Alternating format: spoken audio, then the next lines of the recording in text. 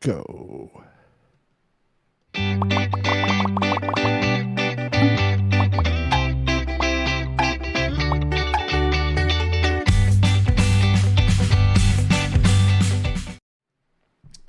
Hello, everyone, and welcome to episode 129. This is Crota Aftermath. It's kind of like what we're doing after the raid that happened. What's going on in game? What our aim set on for the next few weeks of Destiny, and just how we're doing in life. Especially if you're joining this in the pre-show, you probably found out a lot more besides just what's going on in Destiny. Yeah, it's true. Talk about all kinds of nonsense on here.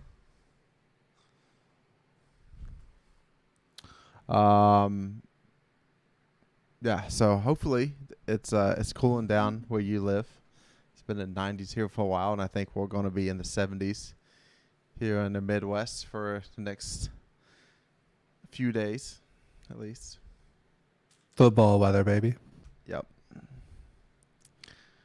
Yeah, whenever you go to the game and you're just like, got t-shirt and shorts on, and then by the end of the game, you're like, man, that dew's kind of setting in, and that 55 degrees is feeling a lot colder than what it actually is. Yeah, that is definitely the worst, I think. I would agree with you guys.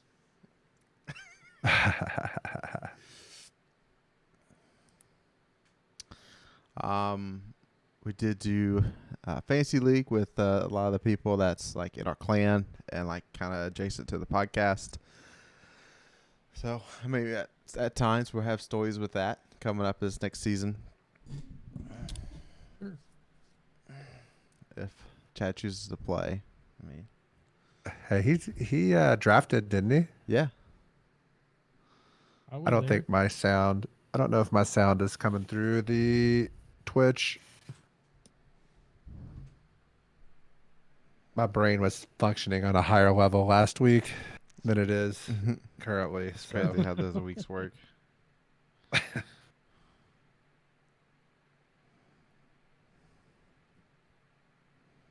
Sometimes it's just. Sometimes that's just how it goes. After that day of work, you're like, I just can't think of. Yeah. Last week I was like, oh, it should work if I do it this way. But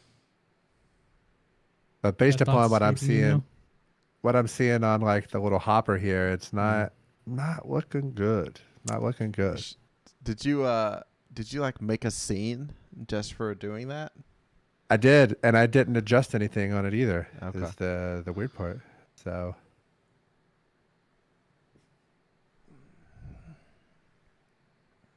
I don't know. Does anybody have it pulled up and I can do ABCs or something until?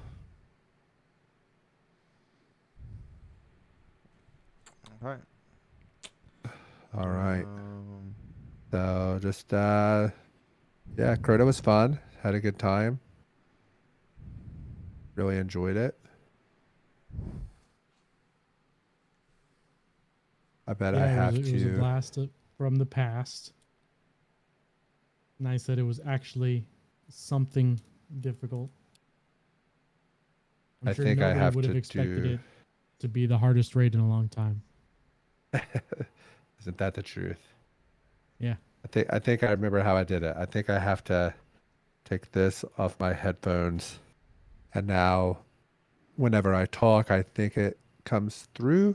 No, I think you're good. Okay. So right this second, whenever I speak, I see some sound going up and down, which is what we want. You guys can hear me okay. And that sound is not like coming through to you guys, is it? To like us, no. Yeah. Okay. All right. My brain started working again.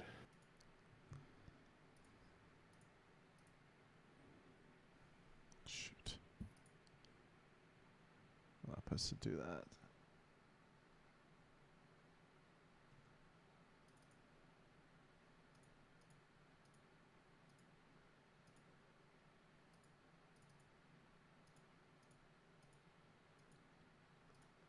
Could we save all the Destiny talk for the show, or do we want to hit our favorite part about the raid? There's a little pre-show bonus. I can tell you my least favorite part. But favorite part.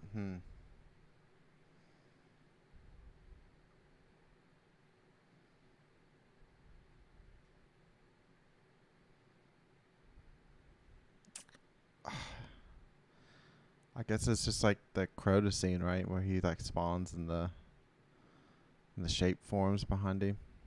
But Yeah, the good thing is it only forms up once, and then it's formed Right. until you leave and come back.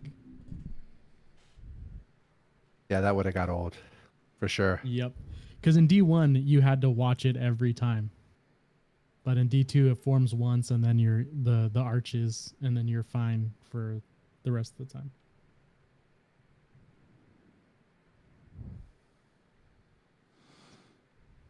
I would say my favorite part, probably the Death Singer encounter, probably. My favorite part is probably lamps. You're a fucking idiot. It's probably the best way to force people to learn mechanics. Like there is no going around it. You have to learn the mechanics, and it forces you to do it. Yes, it's absolutely the most frustrating thing ever because you're not doing anything hard and yet you keep wiping for no reason. But it forces there's no I want to do boomer night towers like Crota. It's if you don't grab this from us right now, we're going to die. So I like it. I like that they forced people to do it.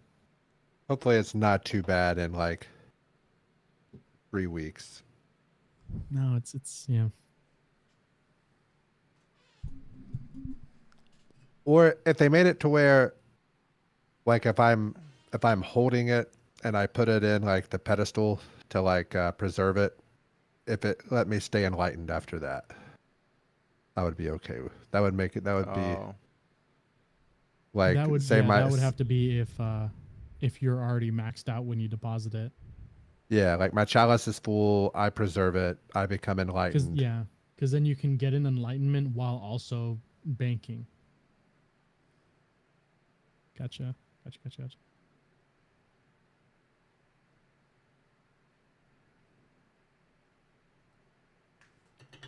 weapons seem to be pretty good.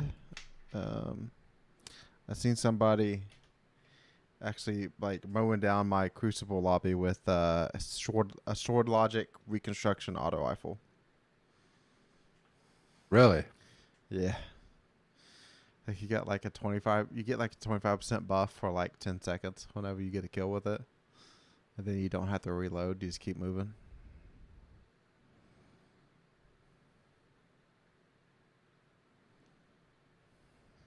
All right. Are we ready? Are we ready to start the show? Yeah. You know what? Do one last BP, just in case. He might have the smallest bladder of anybody of all time. California bladder.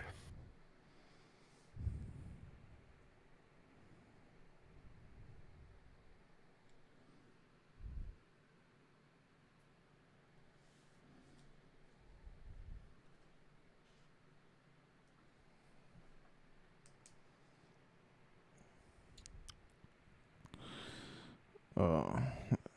Want you to know that old ladies have been loving the hair.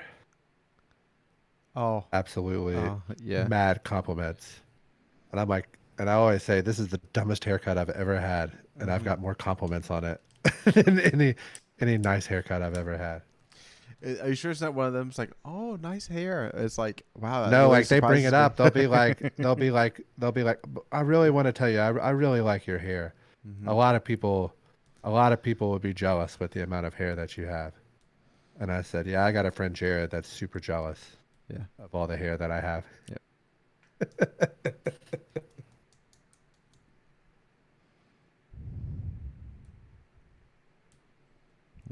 I don't think Tiffany likes it. I don't think she like despises it, Uh-huh. but I bought her.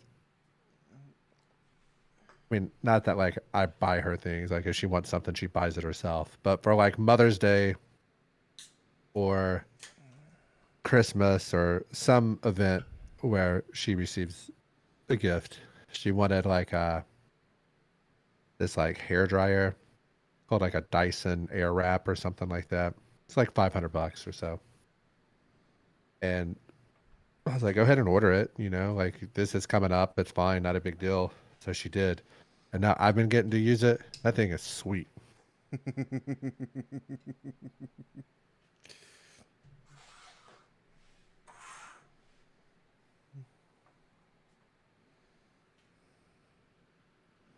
Yeah, I guess that Dyson puts out a good quality product. I think Chad's fan back there is a Dyson.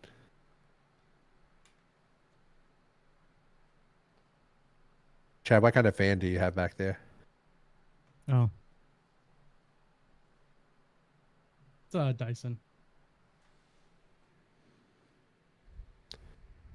We were just talking about the Dyson quality. It's good. It's very good. It has an air purifier in the base, which is nice, or a filter. Yeah. Since it's All like that a smog. fanless one. All the smog. Not a lot of smog here in San Diego. It's more dust, since there's lots of roads and streets and lots of cars on the roads at all times. So lots and lots of dust. I would have thought just sand everywhere. That's what I think of in Sand San everywhere? Diego. San Diego. I mean, it's literally the You first four obviously fucking never letters of lived where in a you beach live. town. Where you fucking live. The first four letters, San Diego. I just thought there'd be a lot of sand everywhere. It's actually SAN space. Could have fooled me by the way you say it. Saint Diego would be very disappointed in you. Sounds like a little bitch. You're the one that's being disappointing. Is Diego, is that Spanish Dakota? Oh God. I think that's Carmen's father. Mm-hmm. I wonder, is that her last name? Where in the hell is Carmen San Diego? Yeah, because that's not that name doesn't make sense now that I think about it.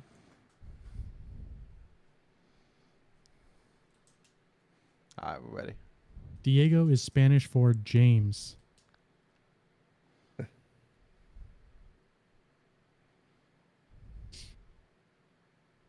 Old wooden ship. All right. Look like the button. You guys ready? Yeah. Nope. Wait. Eyes up, Guardians. We are live for episode 129 of the Conqueror's Corner podcast. Today is September the 7th, and I am the Destiny bad boy, NotRyanFox, and I am here with my fire team, who all of you CCPs know by now. Jared. Hey, everyone. So we have the Aftermath of Crota. We got stuff that's going on in the game now. We did have a little hotfix come out today, and it's Iron Banner going on this week. And the chronicler himself, chadocero. All the stuff that Jared said, I don't remember all that he said, but also we're talking about the seasonal armor lore this week. So good couple of fun stories there. And remember, if you're watching us on YouTube or Twitch, thank you. You can take us on the road via Spotify, iTunes, and other podcast services. Make sure you subscribe, unsubscribe, resubscribe, click the bell, turn on notifications, yada, yada, yada. Follow us on Twitter at DestinyCCPod. Join the Discord server because we'd love to help you guys through this new raid. Should be a pretty good one once everybody gets a little more familiar with some mechanics. We have a lot to discuss this week, but before we get into that, let's listen to the intro music from everybody's favorite Link, who you can find on Twitter at LinkOfTimeG. 118.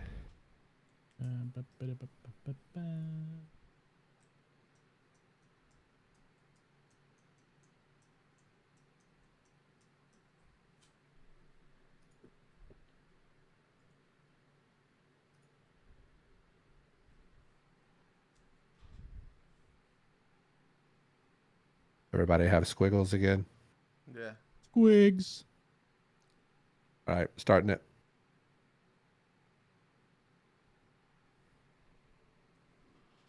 Wow, Link, awesome job. Thank you. Jared? All right, so Twid this week leads off with Guardians for Morale. Only 4 days left of that fundraiser where you get that T-shirt and emblem, or you can just get the emblem time. So if you feel charitable and that's what you would like to make your donation to, there's a link in the Twid. If not, I'm pretty sure Bungie's also tweeted it out a couple times. So there's multiple ways to go find that if that's something you choose to do. Next up, the PvP strike team. The PvP strike team was mentioned by Joe Blackburn. What was that, like 3 weeks ago now? They assembled Emergency. Yeah, they assembled a team to go and directly fix some things that's happening in PvP. And the goal is not just to get more people playing PvP, but enrich the experience for the people that choose to play it right now and already they want to see it succeed as it is. And so they're looking for feedback. They're looking at Bungie.net forums, Reddit, and Twitter. You can go post all your constructive feedback, positive, negatives, what things you'd like to see different. So right now, the new game Relic is going on in Crucible Labs. The new Vex map is going on in Iron Banner, which you can get on your Sparrow and go with, which I absolutely hate. And yeah, so overall, PvP's about where it's at. So if we're going to come up with some criticism, what would you say? Or things you'd like to see improve? For myself, just more balanced games. I feel like sometimes there's still some games that there's just people way out of my skill. And that's kind of hard for me because I know that for the last 20 seasons or 22, however many seasons of this game there have been, I've been at different levels of PvP. So I wish that they would do like a complete skilled reset type deal and then let it replace me every season. To where, because I know that there's still numbers in the background that they use, right? You know, so like the season that we were all real into PvP, those few seasons are still hurting me now because I don't play enough consistently in order to come back to earth where I should be. I think most of the Ryan thoughts, we were definitely a little bit better at PvP maybe 5 years ago. This game has been out for a while, so you know, your average high skews a little lower as your reaction time also gets a little slower. But I think creating more of a variety in options, if not in game modes, in private matches would be cool. Kind of like, I think Overwatch did it where they added a bunch of options for stuff where like you could even customize character like stuff. Where you could use like you could make a Lucio boop map where his boop was on immediate cooldown, but you couldn't shoot his actual gun, so you just had a bunch of Lucios running around trying to boop people off an edge.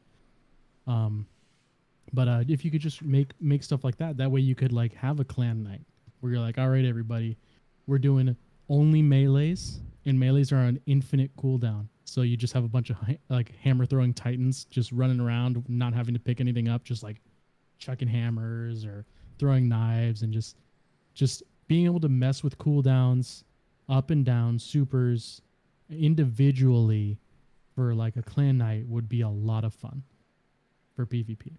I feel like that would be just a heck of a time. And like being able to use the Crucible Labs, like the new Relic mode, be able to do a private match with that. I don't know if that's possible. I haven't tried it, but just being able to having more option for the private matches, because those don't matter. You don't complete triumphs in there. You don't get XP for anything in there. You're just there to have a fun time, and it'd be fun to get 12 people together and just have a blast in PvP for a little bit. You know what I mean? For me, I want I want queues, as in like, so if Iron Banner's going to be 6v6, you get 2 Titans, 2 Warlocks, and 2 Hunters on each team, and you can't double up subclasses. So Hunters can't both be Solar Hunters. Like one of them has to be a different flavor. So I think that would be a lot of more balance to the game, and not just whatever's meta is stacking up on. That's just, I think if they is able to somehow do that, this game would be awesome.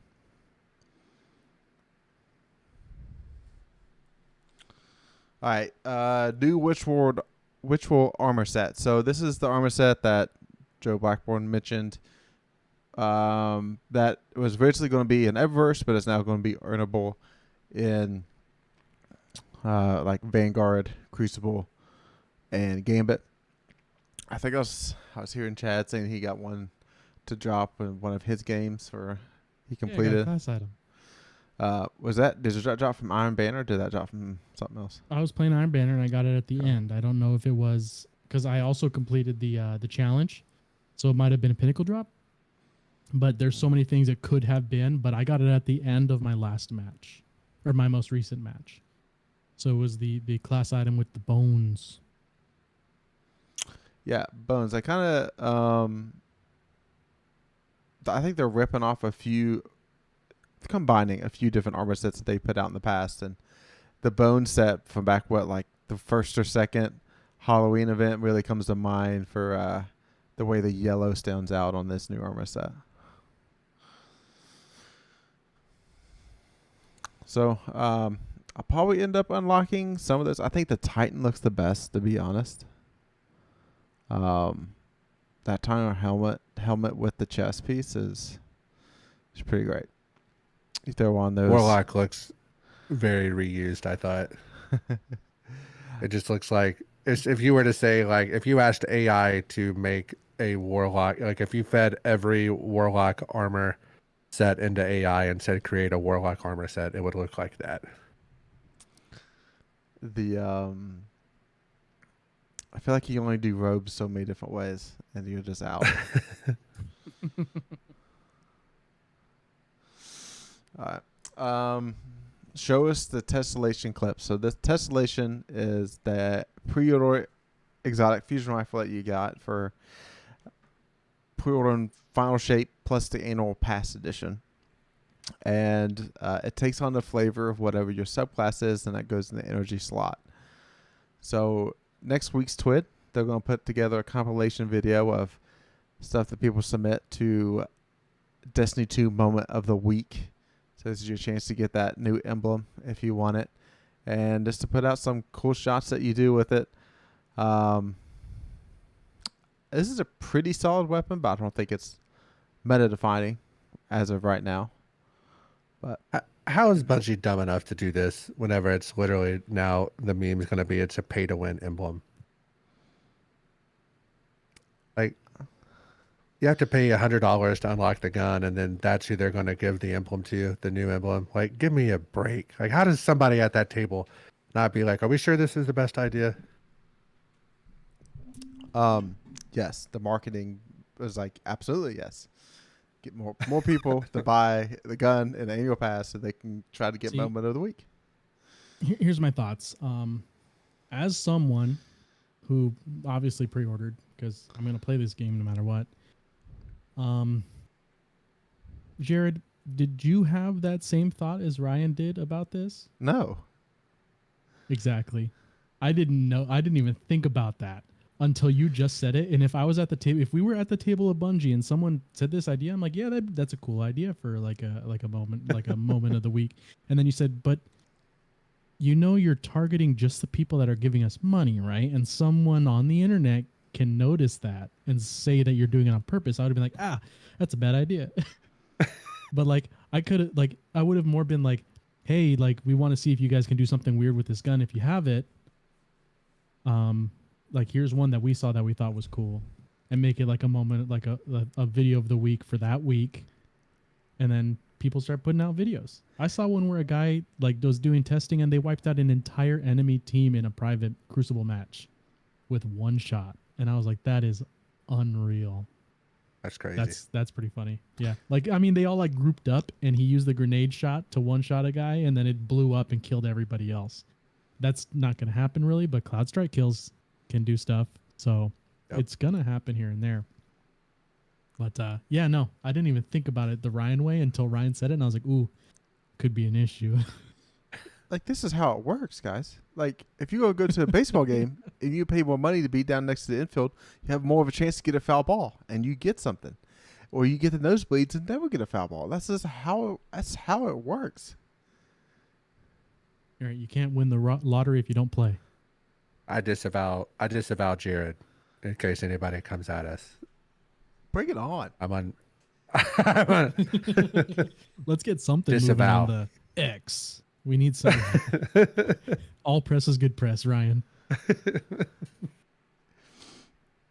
All right. Next up, congratulations to Clan Elysium. And that is Salty Greppo and his bunch. They won the world race for Crota's End. It took them 5 hours and 51 minutes. Jeez. Yeah. Man, they was for both completions. for it all. Oh my god. Yep. Yeah, that team. I think winner was what? The second place was 5 hours and 52 minutes or something. Wasn't there like I think a they minute were 2 minutes in behind, between? like a minute and some Yeah. behind. Yeah. Mm-hmm. And then Cross about- was about like pain. 10, 20 seconds after them. I think. Is at least that's what in his video he said he was right behind them. So he's like, man, we were close. I was like, that's impressive. I haven't seen the final 5 times. hours. I didn't look, but yeah. There was a big interview with a lot of those players and what this time meant to them. At this point, they got to be bored with it. So probably bored just winning all the time. They didn't win last time. Yeah. And they also thought it was way too easy because they didn't win. Yeah. So I noticed they all had their wells out though for that final stand. mm-hmm. Was it 6 warlocks on the team? I think they had 4 wells. Yeah, I know Salt was on a tractor hammer Titan build, so The big hammer build? Okay. Got to keep them stunned. yeah. Now, in all seriousness, those dudes are on another level. Like, if you place in the top 200, you're on another level. But those dudes are on I mean, they're basically like, I mean, not to sound super over the top, but they're like a once in a lifetime dominance for a Bungie game. Like whatever Bungie's next game is, there's never going to be anybody that takes 4 out of 5 like they have. Yeah, so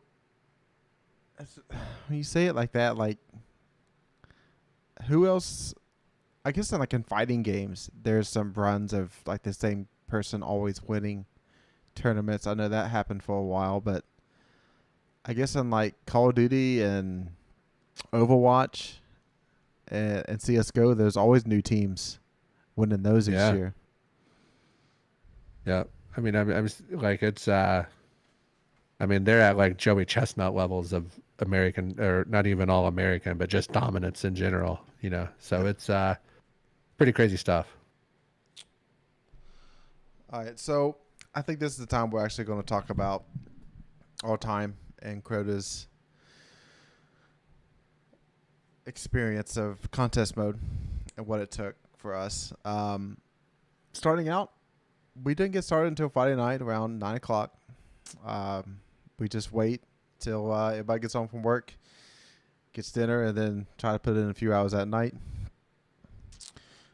We completed lanterns and completed the bridge first night.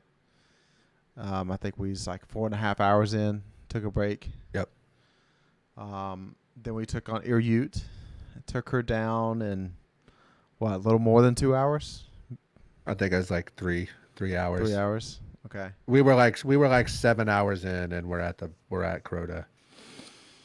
Granted, not 7 consecutive hours, but yeah, yep. 7 hours of playtime. And they got to Crota where we really started hitting the wall. and we kept banging our head into that wall. Got the final stand probably 5 times, and didn't have the stars line up whenever we got to that final stand to get that clear. So we'll backtrack. Go ahead and go to lanterns. Lanterns, contest mode and in general as an encounter, pretty spot on to a pretty great adaptation, I'd say, in the Destiny 2 from Destiny 1. Because Destiny 1 did not have the Chalice of Light in the lanterns. Basically, you just go from lantern to lantern. As soon as you get close to one, it starts the timer. Now we have to get buffed by the challenge, get enlightened, and then enlighten the lamp, which stays lit for what, maybe 15 seconds? Yeah, 10 to 15, I would say, somewhere around there. And then as you move, but it seems like I wish that the light turned orange about 1.5 seconds faster than it did, as a warning. I feel like once it turns orange, you got to go now. A bit of our problem, which I was gonna slightly suggest, because it was something that was annoying the heck out of me, is if you have too many solar grenades or a well sitting right on top of the lantern, you can't tell it's orange until it turns red and it's about to blow up. And if you're in a well, you might survive, but you might get launched into a rock and then die. But like if someone's dropping grenades all over that lantern, like solar grenades that are just sitting there, that orange light, if you're standing in the grenade, you can't tell the lantern's changing color because your whole HUD is turning orange because of the grenade, not because of the light. So my recommendation is keep the grenades away from the lantern, or don't use solar, which is hard to say because it keeps your friends alive, or just try to pay more attention to it. Because if you activate it and as soon as your countdown for your weight of darkness goes from 10 to 0, I've noticed that once your weight of darkness hits 0 as the person that activates the lantern, it starts turning yellow right then. So that it gives you enough time to reduce your weight, look around, and then run. But yeah, no, those solar grenades on top of the lantern were bothering me so much the last 2 runs we did, and I was like, oh my gosh, I can't see that it's yellow. I can't see anything, but I know that we need to run. Yep. The other thing that I would recommend is not like if you have enlightenment, do not enlighten the lamp until like all your homies are at the lamp, because then you get like a weird stack of your darkness, like your darkness weights. Like some people have 0 and they're taken off. Some people get to the lamp and they have 5 seconds before it explodes. So you're not really, I mean, there is like a weight of darkness or whatever that countdown is, but you're not like super rushed to hit that. So sometimes you can stand at the lantern, wait for everybody to get there, deposit the chalice into the preservation thing, and then enlighten, just to give everybody time to kind of catch their breath for a second. Yeah, finally you get to that final plate to deposit enlightenment into, to claim the plate, and the ogres start coming at you again, just like D1, so that was pretty nice. 2 unstoppables and 1 yellow orange bar. So be prepared. Have some unstoppable mods there at the end. Well, those will get on top of it quick. Then you get to start running through the white aura opening, and we had some close calls there with our like follow-up runs, where like Fox died like on the final plate, and we're like don't have any revives to go back and get him, and we're like crossing the white wall with no time left on the team wipe. So try to take care of those revives as you go. Then we come to the bridge portion, and I'm guessing it's just called bridge. That's, I guess, what everybody's going to call it, but I don't know if it's actually called something else at this point. But you got to stand on the death totems on the sides, build a bridge, take swords and chalice across the bridge, and kill sword bearers, which those sword bearers on contest mode were very, very beefy.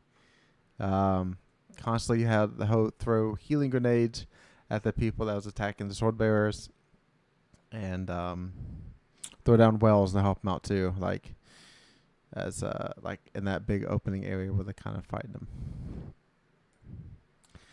And this encounter is kind of just more about surviving for a certain amount of time. It's not about how fast you get some of this done. It's just like, hey, these actions just take time of trading out the chalice, getting the sword and going across and just living.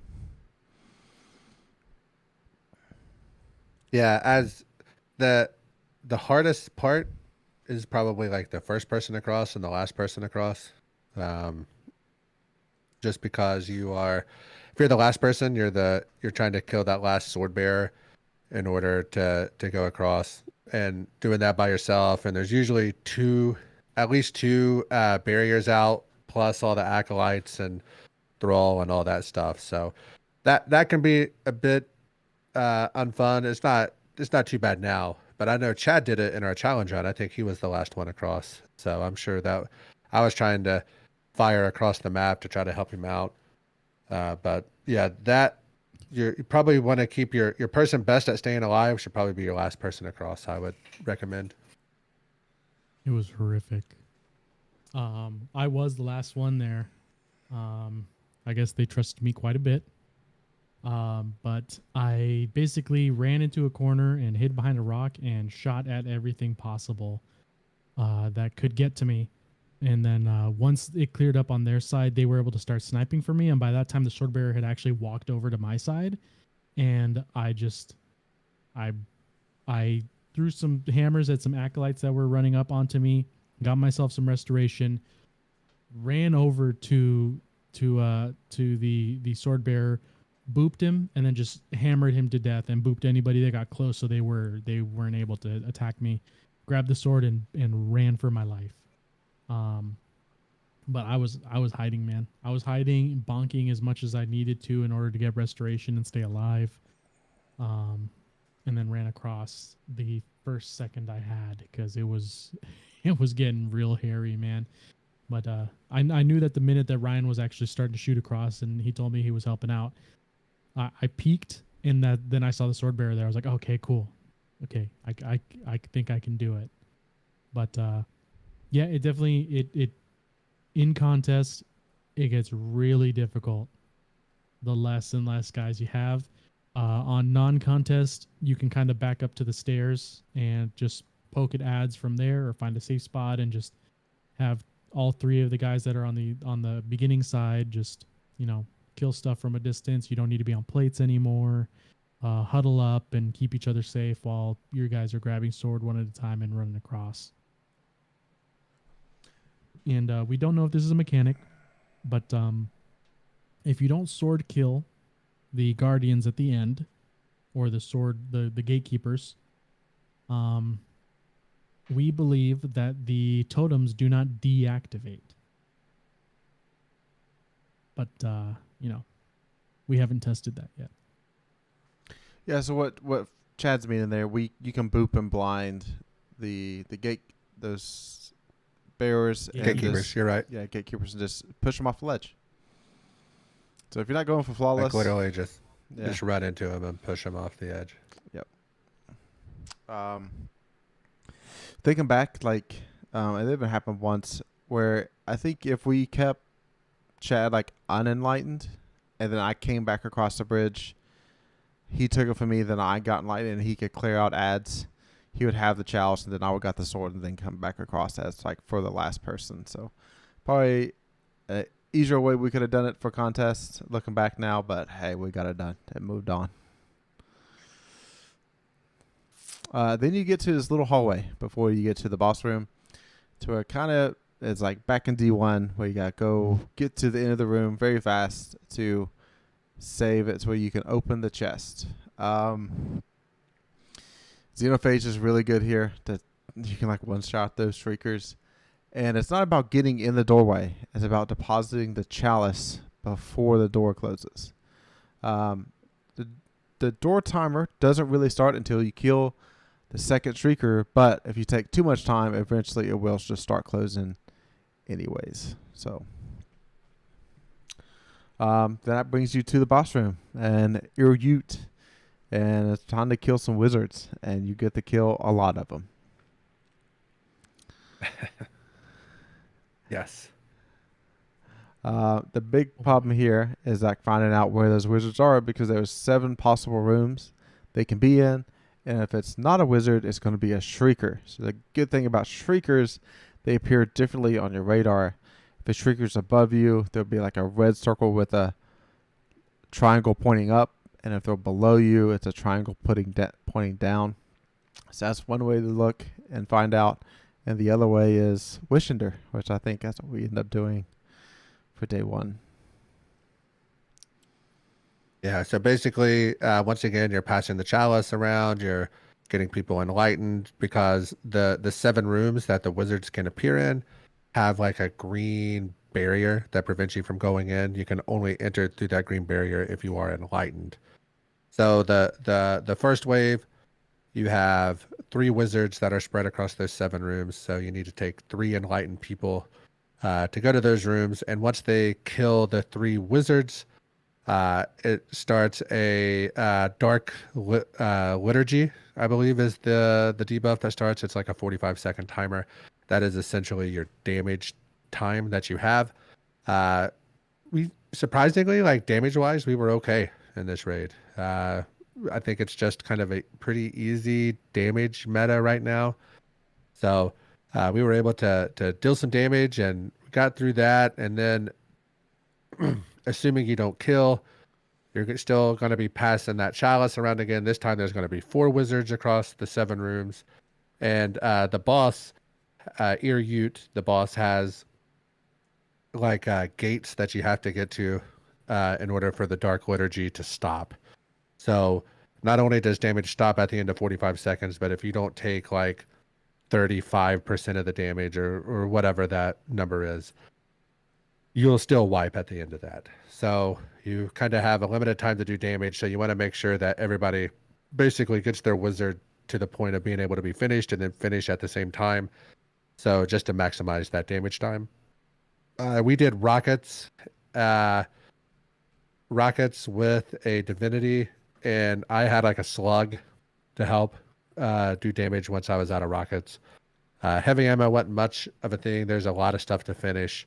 So throw on your exotic arms and finish away. You'll have heavy, no issues there. This has been probably my favorite encounter of the raid. I think I really like this one.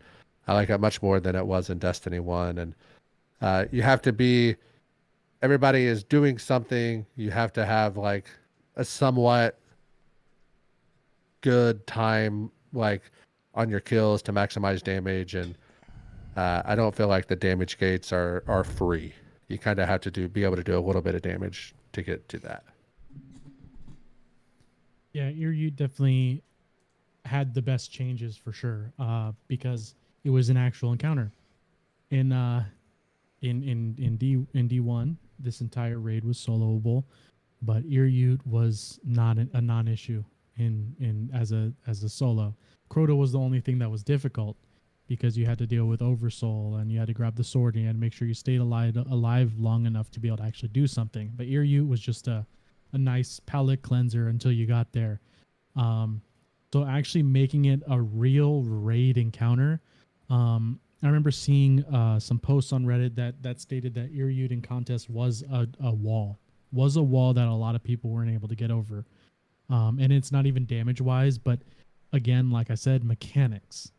Each player is forced in this raid to play a mechanic, and it's such a stark change from Brood of Nightmares, where you could literally run 2 people that know it and then 4 people that don't and not really have much issues.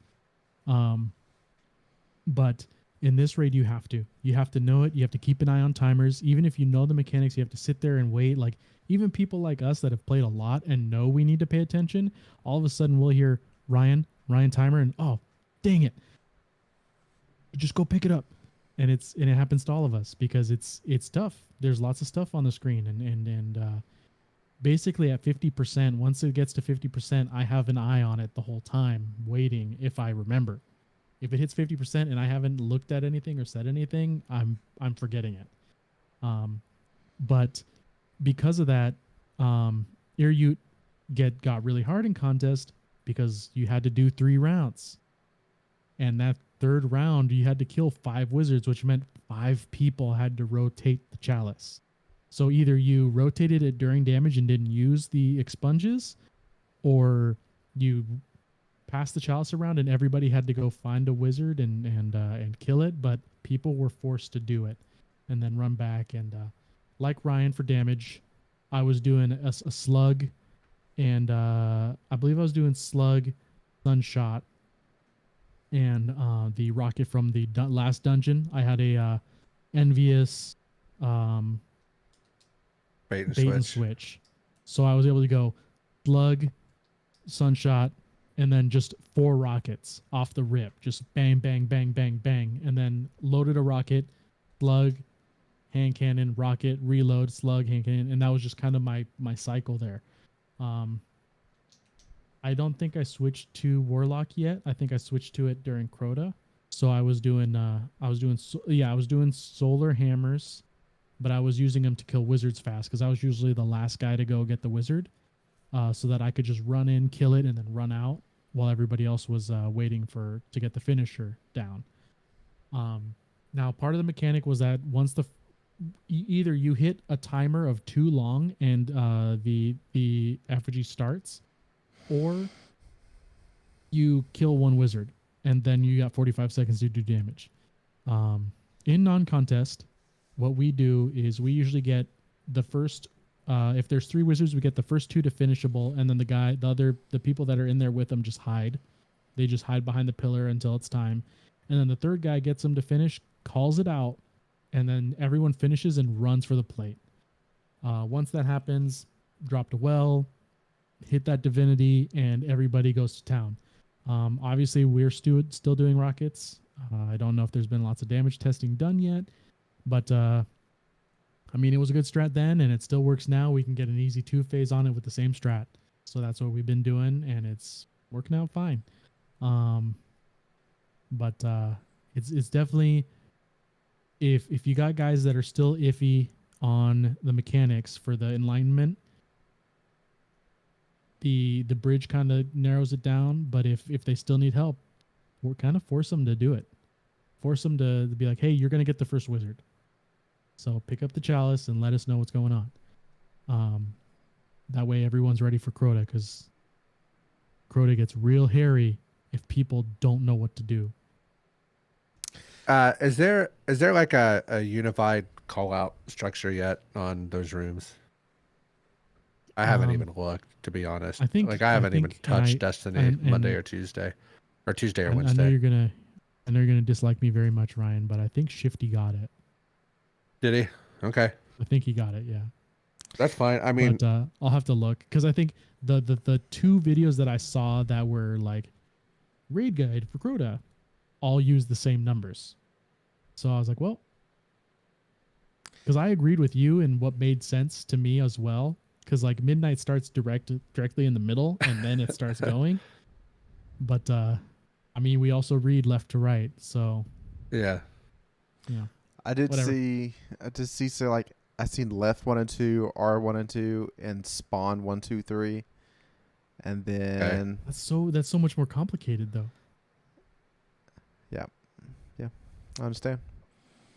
But you can just be like, I just wonder, because at some point we're gonna have to LFG a few of these, likely, just if like schedules don't match up. So yeah, I'm dreading that. I'll just be real honest with you. Yep. All right, moving on to Crota. Man, Crota is no chump. More dreams, scared to die. Yeah. Basically, very similar to D1. You gotta hit him with a sword to down him. But however, once you hit him with a sword to down him, that's when you can actually start doing DPS. So getting to that point it was very difficult during contest mode, and now it's just laughable how quickly you kill the ads to get the swords. But you kill the boomers in the 2 side towers. When you kill the boomers, that's in the middle will spawn 2 ogres and a sword bearer.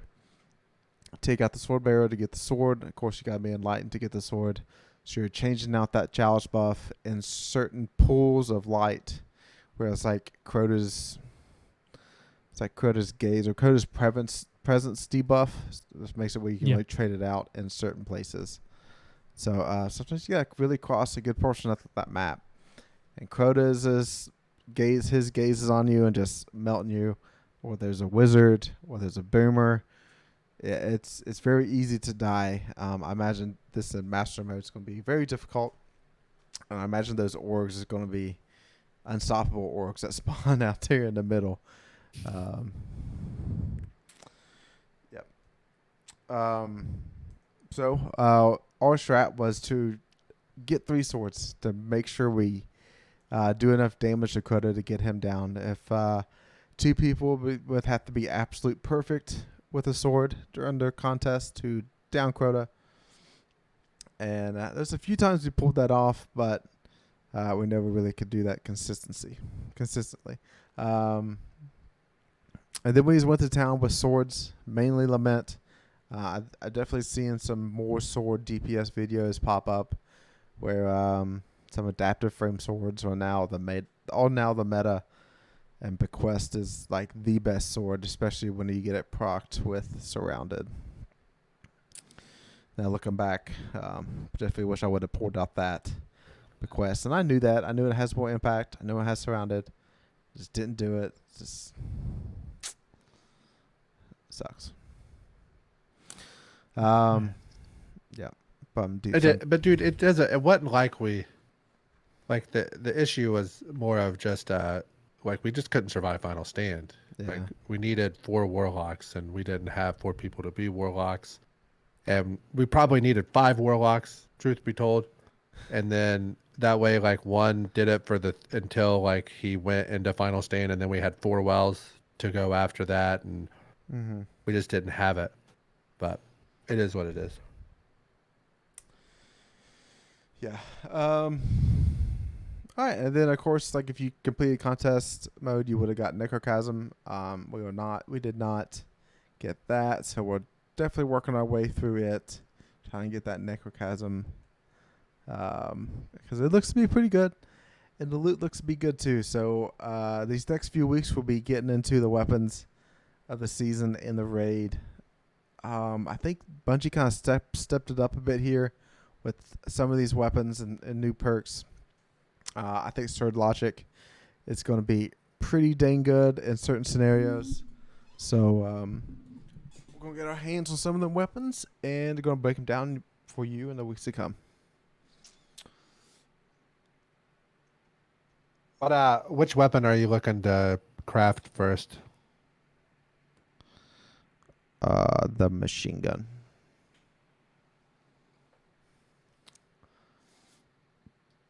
It has like reconstruction sword logic. It's just so many good machine guns. Yeah, but there was no good arc ones. That's true. This is the only good arc one. So yeah, I mean, you can get a weird one from Spire, but it's not great. Oh, I hate that text mechanical perk. It's like dead. Yeah, I know. Man, all right. Yeah, but that's the only one that's. But otherwise, yeah, no. All right, we're gonna have some notes from Destiny 2 update. Went out today. This is just the things that stood out to me. Match wins in Trials of Osiris now have a high chance to drop non-adept Trials weapons. It's pretty crazy that this wasn't already going on. I like this change. I like being rewarded for my time of suffering inside Trials of Osiris, even though I might only play it maybe once every 2 seasons.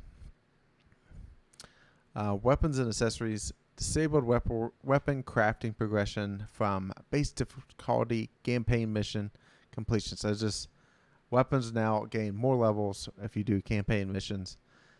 And then kinetic tremors has been adjusted to take 14 bullets to proc on SMGs. Note they will be adjusting other archetypes in the future. And they fixed the interaction between Tessellation and Storm Trance that allowed players to shoot the special shots more often than intended. Yeah. I did see that, and I was trying not to say anything on purpose. I can't remember the exact interaction, but if you did something, you were able to absorb a grenade for every shot, even if you didn't have a grenade. So you're able to go absorb, linear shot, and then absorb and linear shot. It took the first grenade for free, or it took the first grenade, but then it just gives you free grenades after that. And it was wild. Just the it's the amount of havoc you could just destroying everything with that. I did enjoy it for a little bit, but it got too Yeah. crazy for me. I had to put it down. I was like, this is too much. This is wild. All right, that brings us to 3 likes and 3 dislikes for the week. Dude, my like is going to be just as Guardians is fully embracing sword logic, and then Zevia Wrath just being like, we've been doing sword logic like since the beginning. Like we always been taking down the biggest and bads and gaining power and being stronger. You know, whatever we take down someone, we turn them into a gun. That only just makes us better. So that's my like. My like was just being able to be off of work, have a wife that took the kids out, just being able to really spend time with everybody doing a raid. It only happens twice a year. I'm very fortunate. I have a very awesome wife that lets me just completely veg out for like that to be able to do it. So I'm thankful for that. I had a lot of fun with you guys. Never really even got terribly mad or frustrated or upset with anybody. So that's pretty good the way I see it. Yeah, you got a good lady there, friend. I'm sure she's one of our 3 female listeners. But I definitely my like for this week is the seasonal story. It's getting real spicy, and I did not think that Zivu Arath would be infiltrating the oubliette this quickly. Like it's week 3, and she's already in there, and she's already throwing hands with Eris. If you play through the seasonal story, they exchange words when you go into the altar of summoning, and then you fight the Leviathan Eater, who we talked about last week. We talked about that Leviathan Eater, and I tried to see if I could see his name, but it just says Leviathan, Ziva Roth's Leviathan Eater, blah blah blah, whatever it was. But definitely crazy to see him pop up that quickly. And definitely excited to really get into it.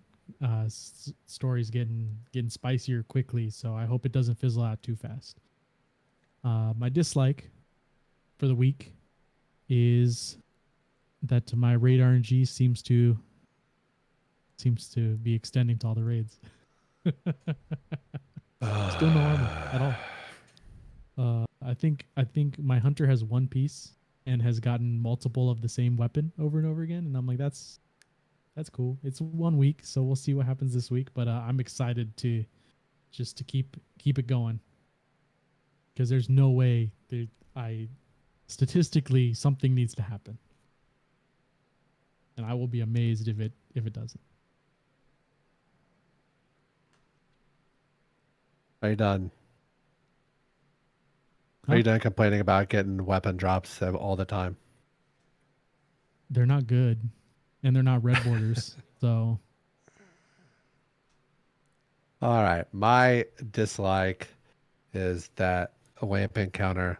Ever since after the first time, that encounter sucks. You can go like 11 minutes and fail on the last part because you don't see the top part too often, like the toppest part of the hill. And there is in between the last preservation point and the final plate that you stand on to like speed up the time to build the bridge. There is a lantern that's there that has 4, maybe 6, maybe 8, maybe 100 pendulums that are just swinging at it. That is just like a bait. Do not fall for that. Just go like a trailer park girl, go around the outside, just completely swing it out wide, miss all the pendulums, go to that final plate. If somebody goes to the pendulums, they're going to die. Then somebody's going to have to go try to revive them, and then they're going to die. And it's just going to start a whole terrible thing. So the last lantern, you're just going to just let it be and just go straight to the plate to build the bridge. My dislike is that this last Tuesday, 2 days ago, was the first Tuesday I didn't log into Destiny when actually like there was new content to play in probably years. I didn't see anybody on. There was Starfield to play, and nobody talked about doing a raid. So I'm like, I'm not playing Destiny. So this is kind of where I'm going to be at moving forward. Is like, if it's not if we're not doing Grandmaster, if we're not doing dungeon raid, I kind of just like I gotta get to that season pass done, and then I'm not gonna be like, okay, just let me know when something cool's happening. Dude, didn't Vow the Disciple, didn't you take like a week off after that raid? Yeah. There was one raid you were just like, you're like, I'm done. I got to take a break. And you took like at least 5 days off. Yeah, but I didn't do it this time. No, you didn't. But I think all of us were tired after our, what did we spend Sunday? Like 14 hours at Crota or some bullshit. Yeah. Like I was just tired, dude. Just tired. That was, and then Monday we got back on and it was like a holiday. So I had some beverages in me. So like come Tuesday and Wednesday, I've just been like last night we had talked about doing like a 9:30, and at like 9:35 I looked and you two were in like a voice chat, and I just hopped in on my phone and I was like, is anything going on? If not, I'm going to bed. Yeah. So I don't know. I'm excited though. Like I wish that this didn't last so long. That way I could play tonight. I'd like to get back in there and run another raid, but I know realistically it's going to be tomorrow or Saturday. Yeah, probably gonna be tomorrow. The bad part is the raids don't count towards your season pass really. Yeah. Run the whole raid, you might get one level. So I don't know. That's the frustrating thing to me. I've talked about that every week though. So. All right, next up is Gambling Corner. So, Fox, take it away. So, last week, Gambling Corner, we bet on who was going to win the raid race. And I think we did 2,000 ante. I think we did 1,000 ante. Sorry. Thank you, Jared. Chad went first. He picked Clan Elysium, so he won. Way to go, Chad. Congratulations. So, yeah, we made it to where I picked Chad Dado. would double his money if he won. So he won 3,000, but it actually ended up winning 6 because he actually caught the winner. Yeah. Yeah. So Chad didn't even remember that. So, and then Jared picked. Who'd you pick, Jared? I pick picked Gigs? Gigs, yeah. Yeah. And then I picked Dado, who got 106th, like a real bum. So that's who I picked. I'm just teasing. You did that on purpose, Dado. though. Well, I did it that way I I'm could gonna bitch believe in you about 'cause it it's if he gonna be didn't the win. Yeah, it definitely was a reverse jinx. You're exactly right. So the way Gambling Corner works, every season we start with 10,000 Glimmer, and every week we make a bet. Based upon that bet, we either win or lose between the three of us. If you ever become bankrupt during the season, you must offer a weapon up to be deleted, and the other two people decide how much that weapon is worth in value. So if I become bankrupt and I put up a raid weapon that has terrible perks on it, it's probably not going to be worth much Glimmer to buy back in with. Whereas if I pick a weapon that maybe is no longer obtainable, that has great perks on it, and maybe like a high kill count, then that's going to be worth more. I'll tell you guys what I was thinking for this week, and I know that we will get at least one raid, probably all three in, honestly, before the week's over, because I know how we all are. I wanted to do fastest time, like because like a full encounter fastest time, like, and this is based upon the fastest time that like once you clear and get the chest, it gives you like a timer whenever at the commendation screen or whatever. Mm-hmm. That's kind of the time that I was going to use. Okay. All right, yeah, let's do So, another Chad- 2,000. Okay. Chad 1, I think he should have to go first. He's closest and you can go over. And we're talking fastest Crota, right? Entire raid. Fastest full raid. Yeah, well, I mean, yeah, that's Fastest the raid, Crota's in. obviously. Yeah. Mhm. Fastest Crota's in.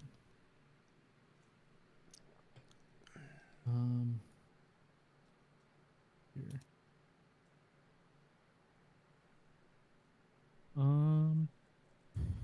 Fastest Crota's in. Before next, I'm gonna say. I mean, 1 technically, hour we could 11. have 4 or 5 raids in, but you know, like if we get all Yeah, three but this we'll week pick the and fastest get one. Yeah. Yep. So I'm saying 1 hour 11. Okay. Current standings. Chad and I both have 13,000. Jared has 7,000. I'll go next. We'll let Jared get last pick. You said 111. Yeah. I'm going to say 92 minutes. So what would that be? An hour 32. Yep. Sure. Okay. Well, whenever you said that, like an hour 20 something popped in my head. So I'm right there in between of you all. So, yeah, I'm going to go an hour 23.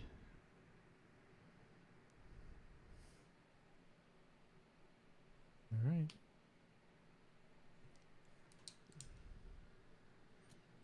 All right. There we go. If you have any ideas for the gambling corner, please you can tweet them to us at Destiny CC Pod. Put them as a comment in the video on Twitch or YouTube, and just let us know, because usually I just kind of make these up. I on Thursdays I drive where I drive a lot for work. I'm always thinking like, what can we bet on this week? What are we going to do for show topics? So just give suggestions. We'll gladly take them.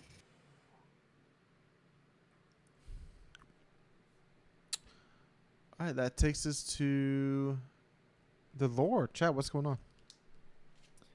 All right. Like I said, we're going into the weapons this week. We're going to go into armor next week. I think we did the armor. So weapons. But we're going to start off with the hand cannon. Drifter wiped the sweat off his brow and the grin off his face. His shoulders slumped as he stepped down from the platform in the derelict. The Gambit match had ended in a hard-earned win. The next match would be in a few minutes. That's all he had. He cleared his throat. His voice was hoarse. Drifter looked up at the swirling mass of egregore, and his thoughts shifted back to Eris Morn. They'd found a little comfort with each other, a little understanding. But what did it look like, he wondered, when all that chitin burst out of her? What did it feel like to eat up all those tithes the Guardian were taking for her in the field, in the Crucible, in Gambit? He'd read the reports. He saw the theories on VanNet. He didn't trust them. He trusted her. Drifter nodded to himself and took a breath as he heard the Guardians assemble behind him. He stepped up on the platform, flicking his jade coin. It spun in the air, catching the light before falling back into the Drifter's waiting palm. "You ever eat hive eyes?" he asked with a smile, twisting his wrist around and slipping the coin back into his sleeve. "Real juicy. They go pop in your mouth, and shiver runs all the way through. I'll tell you when you're older." He winked. The assembled Guardians watched him in silence. "Transmap firing," he called out, and they disappeared in a burst of light. A sniper rifle. The cards cannot truly predict the future. They only offer perspective, Erismorn said. She stood with Ido at the lectern of divination, laying each card with purpose. Your thoughts on their meanings will be appreciated. Ido didn't reply. She was looking over her shoulder and towards the ritual circle at the center of the Athenaeum. Eris continued, Your insight into Zivu Arath's motivations avoided disaster, Eris said, trying to catch her attention. We were able to warn Queen Mara and convince Rasputin of his error. Ido nodded. Looking down at the table with the tip of one claw, she aligned the edge of the adherent card with the edge of its neighbor. You want to ask me something, Eris said after a long pause. She had never known Ido to refrain from asking any question that came to her mind, and the scribe's new hesitance was surprising. Yes, Ido said, then paused. When she spoke again, it was a whisper. This is where it happens. Your transformations? Her voice strained at the last word. Yes, where the runes are most powerful, Eris answered coolly, here and in the Witch Queen's oubliette. Ido nodded. That word is from an old human language, Ido said, her voice regaining a little of the cheer that Eris recognized. Its root means to forget, I believe. Yes, you are correct. And, Ido paused again, the question tangling in her throat. Do you forget who you are? Eris took a breath. In their research together, Ido had learned to be blunt. No, Eris said. I am myself, always. Ido's eyes widened. There was silence. No questions, no curiosity. Only the unblinking stare of someone too afraid to speak. There's nothing to fear, Eris said, and she did not know if that was comforting. Ido nodded and looked away. Of course not, the scribe answered. I didn't think there would be. Eris wondered if others had lied more convincingly. Scout rifle. What was Brya like? The assembled ghosts, Targe, Peach, and Ophiuchus ceased their gossip. They turned to Glint, who bobbed back a half step. I never met her, Glint admitted. But you know what happened to her, right? Peach asked. Glint nodded. She was, Peach thought for a moment, searching for the word, cheerful. Glint contracted his shell in confusion. That's a little hard to imagine. It's true, Peach chimed. You saying that makes it even harder to imagine, Glint replied, but Targe and Ophiuchus bobbed in affirmation. I mean, Eris was never cheerful, Peach continued, but Brya could bring out a different side of her. It was impressive. I was impressed. She used to make up rhymes with Eris, Targe added. It was endearing, Ophiuchus said. Huh, Glint mused. It sounds like she was pretty special. She was, Targe said. They fell into a moment's silence until Peach spoke again. What she did in the Hellmouth, it wasn't for nothing. Eris made it out. The assembled ghosts nodded. I think I'd do the same if Crow was in danger, Glint said softly. If that was the only way to keep him safe. But Crow would be very sad. Very, very sad. Eris is very, very sad, too. It wasn't just losing the light or her friends, Targe replied. We know our guardians better than anyone. We see them at their lowest moments. Targe glanced away, lost in thought. Peach hummed. I wonder what she'd think about Eris's plan. Her question hung in the air for a moment. Glint bobbed in consideration. I think she'd be proud, he said, and the others agreed. Fusion rifle. My queen, undoubtedly you have read the reports. I make no apology for the ritual I have performed or what I become when under its effects. You too have done many things in your own life that revealed who you are. The guardians see me unrestrained. I do not control my emotions when I enter the oubliette and embrace my transformation. I warned you of this many years ago when I was afraid of what I might do, but I am no longer afraid. The time of warnings has passed. We have the knowledge we need. Long ago I warned you of the threat Oryx posed and the imminence of his arrival. I spoke of his sword logic and his throne world, of his insatiable worm and the power of its dreadnought. With this insight you did something marvelous. Your throne world, your Eleusinia, is a testament of your will, to your Techion's skills, and to Riven's delight. Sadly, its desecration is, to our knowledge, irreparable. I am certain it was once beautiful, but I believe it was also the sole exception in a process of creation that is uniquely high. If only the slaying of a powerful being was required, then every guardian would be reveling in their own creation. Recall that it was only the hive magic that the scorned Baron Hirax, the Mindbender as he wished to be styled, created a throne through Cade Six's murder. So too did Crota affect his own throne in the same way. Of course, Oryx and Savathun's thrones are well known to us. A worm husk of bone, a lush garden of light. Others have seen brief and terrible glimpses of Zeorath's throne. It gapes like a maw following her wherever there is war. Theirs was inadvertent upon their first true deaths. They did not know what they had made with their strength and power of their worms, who created something dire and found themselves there upon their deaths. Imagine the hive gods' first glimpses of their realms. To retreat to one's throne is to retreat into the variances of one's mind. It is a stark confrontation. You were well prepared for yours. Such was the consequence of my warning. I could well imagine my surprise at the variances of my own, as my own emotions surprise me now, but imagining must be enough for me. Eris Morn. The machine gun. Sender Ikora decryption key. Subject understanding. Savathun didn't construct her spire for light and logic alone. There is more to this than meets the eye. That's the crux of it. What is Imbaru? Asking the question yields an ounce of tribute by itself. Failing to answer it yields more. It's impossible to engage with the concept without falling into the web of cunning devised by the Witch Queen, even after her death. It's elegant and irritating. We are familiar with the sword logic, the needs to endure and force the universe to endure you. It's a contest. When there is nothing left standing but you, then you've won. Your prize is existence. But Imbaru is tribute, from the failure to understand. When Savathun ensnared us with her cunning, she fed her own worm. Every false step or mistake in our attempts to unravel Savathun's plans gave her exactly what she wanted.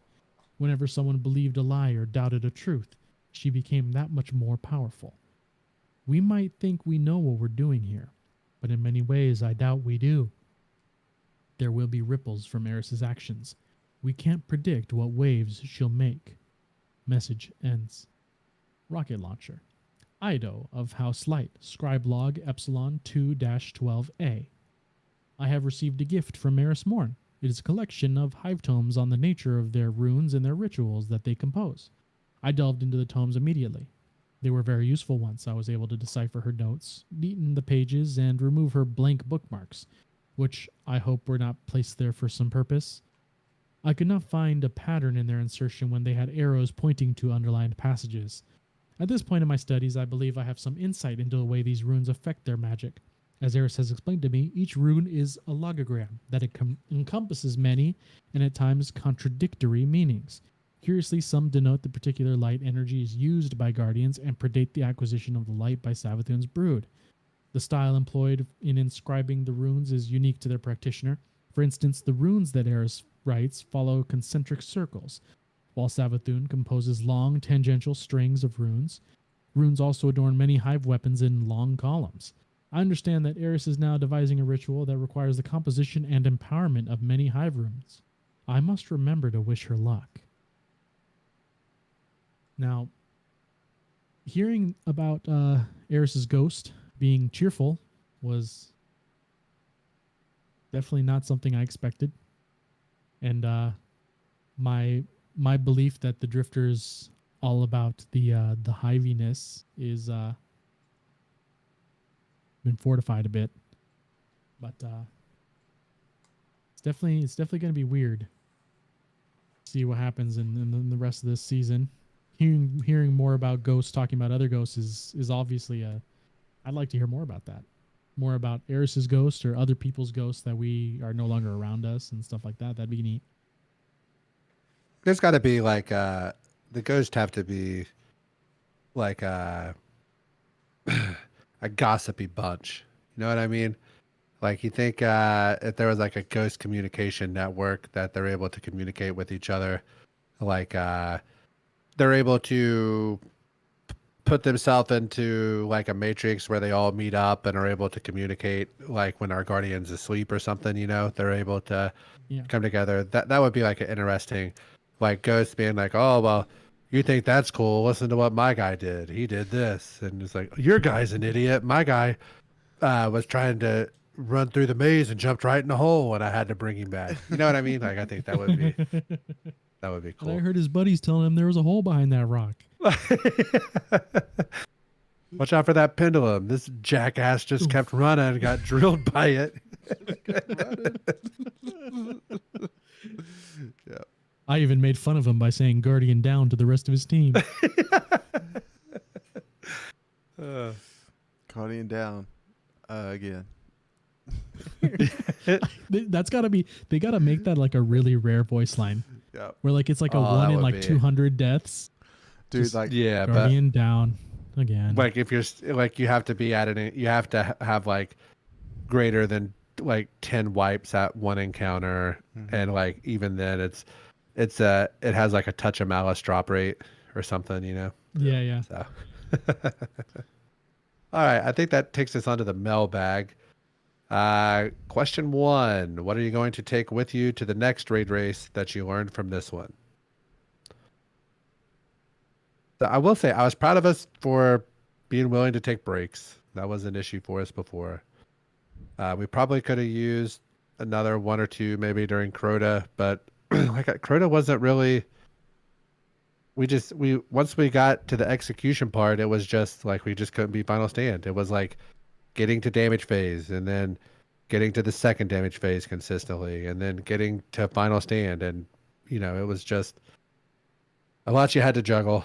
But I would say what I think that we did a pretty good job of communication, and everybody was pretty chill in regard. Like nobody got upset. Nobody like there was never a point where it was like uneasy. And I would say like good sleep and good meal breaks probably helped with that. Dude, Hammer Titan is so damn strong that unless some serious nerfs happen to it, it's I don't know why not more people just running that. Constantly you can make sunspots, you can ramp up that damage. More of those is probably better in the future. Yep, it's basically taken over the automatic Ursa's spot. Because it keeps you alive, especially during contest modes, because that's important. Like, yeah, picking up your homies is good and all, but keeping yourself alive is probably a little more important. I think definitely the breaks. I think we need to our next steps as a group squad is looking at our damage, being like, what's going on here? Is there something happening with mods? Is there something weird happening with mods right now? Can someone like look up on can someone Google if some mods aren't working right now or some are? And it's really nitpicky-ish stuff, because if you can move mods around and all of a sudden someone puts out an extra 200k, like that can nothing to get you shake a to the stick next at. phase. Yeah, Yep. that could get you there. So checking everybody's loadout, making sure everything's in line. Yes, they might have the weapons and stuff down, but getting really nitpicky on it, and obviously in a helpful way, because it's what you need to do to really push it. Because the guys that are getting these clears have these things on lock individually, not as a group. They already have it all done, so they might even have the same weapons we do. Some of them like have the perfect guns, and we had them too, but they're perfect set of mods. They're hot swapping boots here and there. They're doing all these things to make sure that they pump out that extra 2% of damage each, and that can make a difference. That's the 12% that we could have used to get through final stand to put us over the top. So one thing that I have to get better with swords. Like that's just my weak point is I don't like to use swords, so I never use swords. So I have to get better with Lament, because it's been damage for like 3 years at this, well, since Deepstone. It was the meta there. So I have to get better with that. One thing that I think that we as a 3 should focus on, and even like Shifty or something, I think that it would probably do us good to start trying to do like 4-man raids. that kind of stuff. That's going to push us. It's not going to be exactly like contest mode, but it's going to put us in spots to where we have to be as perfect as you have to be during contest mode. Because in order to beat Crota on contest mode or challenge mode, you had to have like 14 minutes of damn near flawless execution. There was no, like if you had 2 mistakes within like 45 seconds to a minute of each other, it pretty well took that run out. So if we could get half to 2/3 of the raid squad being able to get used to playing perfect for that amount of time, I think it would make a big difference for us. We're warlocks. You can never have enough of those either. Yep. That's another thing that kind of hurt us was some people, like, I have all 3 characters. My hunter gets absolutely like just neglected. My Titan gets mostly neglected, but it gets played more than the hunter. So I've got to have those other ones. And not that they weren't ready, because they still had good gear. Like, I've been playing the game long enough. It would be a travesty if they didn't have good gear. But I didn't have 2nd and 3rd loadouts of good gear. I had like 1 set of good gear. So that's something I'm going to have to focus on. Yeah, definitely got to get some more master dungeon runs on my warlock for armor to get some more artifice armor for that extra little bits here and there. All right. Question 2. What are your personal goals to complete in Destiny by the end of the season? So I want to have as many patterns complete as I can. I think that I'll have everything done except for the Ikelos hand cannon, which I can get through the one of the missions, one of the exotic rotator missions. So that's, yeah. Is that this? Yeah, the hand cannon is this week. So that's my goal is to run those, and then so basically I need like 1 beloved, 3 plank stride, 3 hand cannons, and 4 of one of the sidearms that came out. I think the Crota, not the Crota sidearm, but anyways, I think it was the pirate season sidearm. So I need those, and then like the new raid and the new seasonal, and then I have all the old raids and all that stuff done. So I would like to have nearly all, if not all, of those completed by the end of the season. That's kind of the goal that I'm working on. Conqueror 10 and was it Swordbreaker title for Crota? That's like 1A, 1B. That's the only 2 things that I really care about. Gotta keep Conqueror 10 going, and then Swordbreaker, just make sure I made decent progress throughout this season. Yeah, definitely both of those things that Jared said. Red borders as well, like Ryan said. I'm still missing a lot of red borders from other stuff like Deep Stone. I don't have a lot of those done. And Last Wish, I still need to do a bunch of those. And raid titles.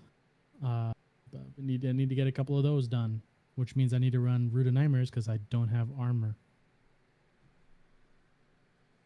So if you're interested in those things, please tweet us or send us friend request in the game or something, because the more we have, the easier it's going to be for us to get into these activities, and it would just be fun. It'd be fun to do that. Question 3, the 3 rotator exotic missions. Please rank them in fun, rank them in difficulty, and then rank them on the weapons that you receive. So fun, I would say Vox Obscura is last. I hate that one the most. I probably like the Presage or Presage or however the heck that's pronounced. That's probably number 1, which would leave number 2 to be, what is the other one? The big long space mission that gives you the weird like pulse scout rifle. It's with Vision Zero as a gun. That's it. Yeah. That's the big spacewalk one, right? Yeah. That uses part of Deep Stone. That's probably number 2, I would say. Yeah, difficulty. Probably they changed the way the harder difficulties are now, so I don't think any of them are really going to be that difficult. I would say if I'm going to pick one, it's the Vox Obscura as being the most difficult because the tank portion can just be annoying, and if you're not real familiar with tanks because there's not a lot of opportunities in Destiny 2 anymore to play with tanks, so it might be some a little learning curve there. I'm gonna agree with Ryan's ranking there. Not All right. not because I hate Vox, but because it is annoying. And then weapons.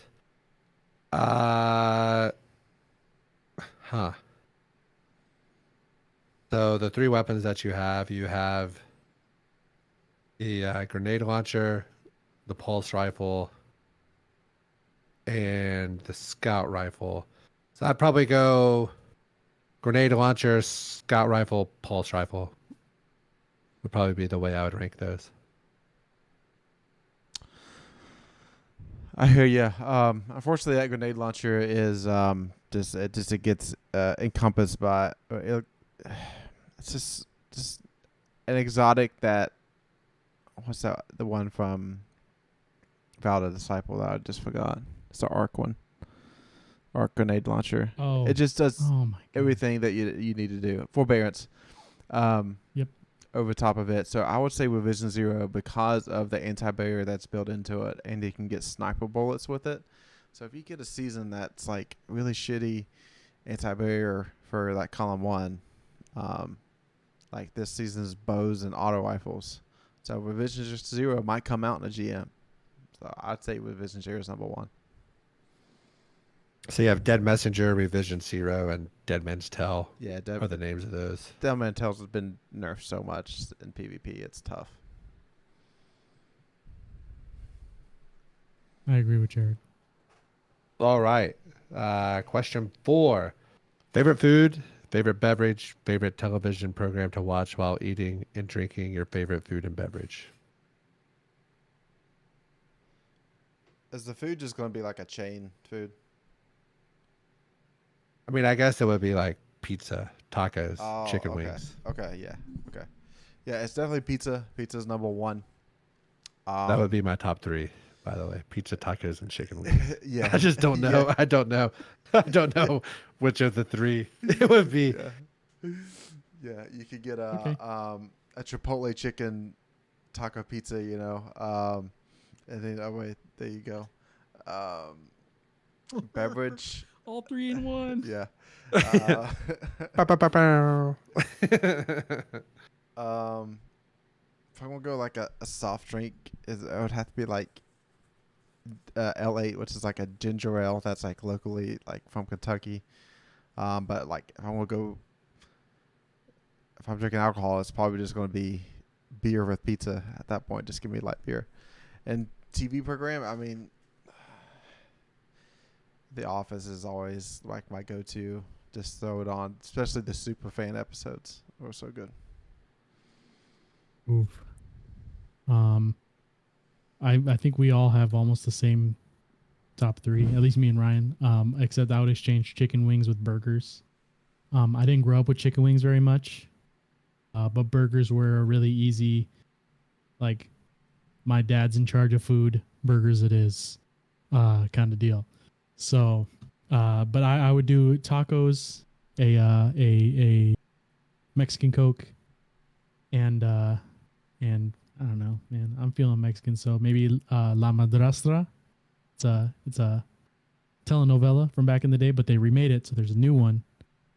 And let me tell you, the Mexican soap actresses, great actresses.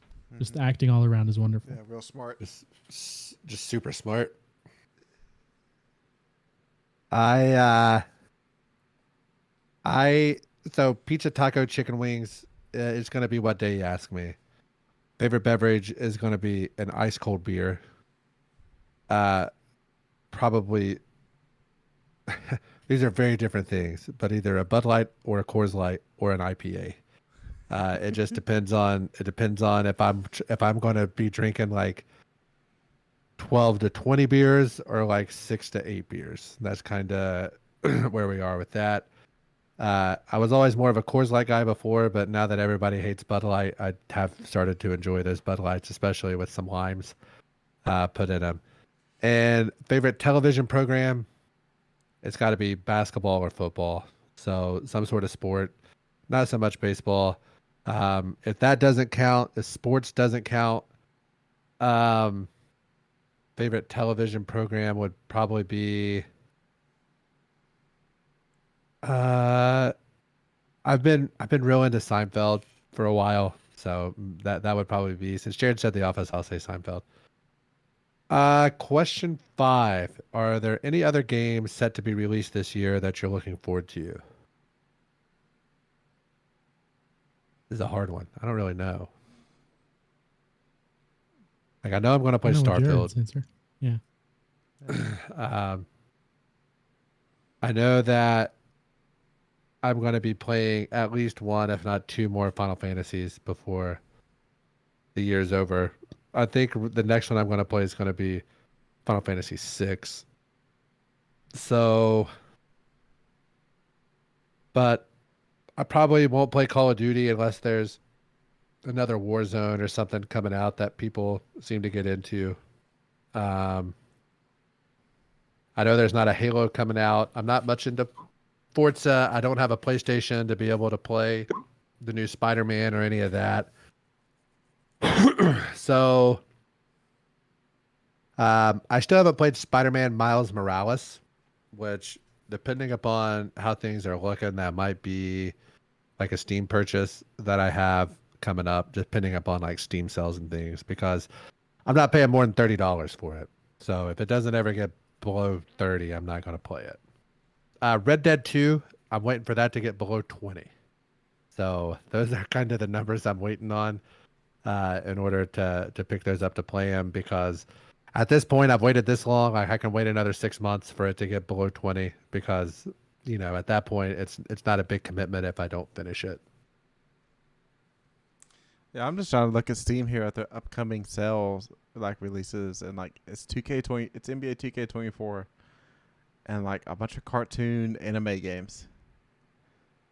No way. So it's just, I guess like the new FIFA's coming up, and like I understand that people just absolutely love those games, and pay their their yearly subscription of $70 to play, but man, I'm not seeing it. It's just like it's Starfield and Destiny, for a while. No new games, but the Pokemon DLC should be coming out this year, so definitely going to be in those once they come out. Is that Scarlet and Violet? Mm-hmm. Yeah, What's I think the the first plan one with coming those? up is there's 2 DLCs, Teal Mask and then something disc. So they give you a whole new area of the map and a new story and 200 plus extra mons. Dang. So it's gonna be a fun time. There is a new Mario coming out this year. I'm sure I'll end up with it, because I end up with all those Mario games because I can play them with the kids, aka I play them by myself, and then when the kids are around, we'll play it a few times, and I get to play them. It still doesn't get better than Super Mario World, Super Mario 3 right behind it, and then I would say Galaxy, then 64, then Sunshine. Chad, what's your Mario order? Are you Jared? I don't think you played much Mario, did you?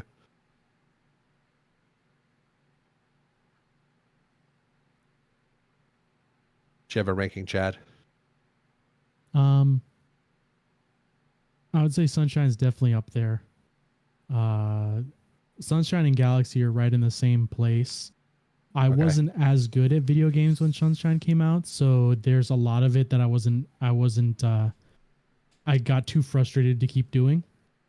I'm like, this is too hard, and then I just went to the next mission instead of trying to 100%. Because the controls were tough, like the water, like getting